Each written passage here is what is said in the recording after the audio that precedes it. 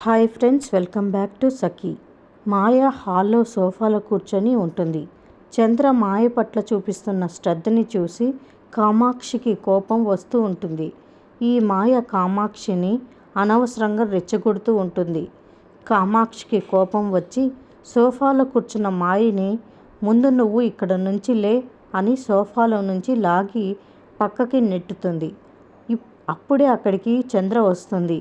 సెన్సిటివ్గా ఉండాల్సిన మాయ కామాక్షి అలా నెట్టడంతో చంద్రని చూసి తనకి నొప్పి వస్తున్నట్టు నటిస్తుంది.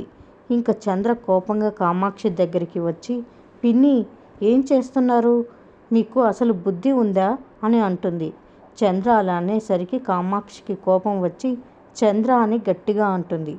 మీరు ఒక ఆడపిల్లని కన్న తల్లే కదా, మాయని అలా తోసేయడానికి నీకు చేతులు ఎలా వచ్చాయి అంటుంది చంద్ర.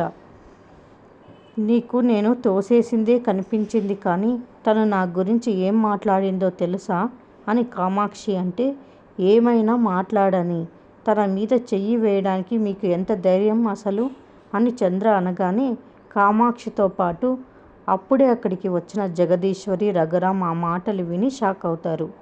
మాయ మటుకు బాగా నవ్వుకుంటూ ఉంటుంది నిప్పు పెట్టి. మాయ ఎలాంటి సెన్సిటివ్ కండిషన్లో ఉందో మీకేం తెలుసు అని అంటుంది చంద్ర. ఆ మాటకి జగదీశ్వరి, కామాక్షి ఆశ్చర్యంగా చూస్తారు. మరిన్ని అప్డేట్స్ కోసం ప్లీజ్ సబ్స్క్రైబ్ చేయండి. Thanks for watching.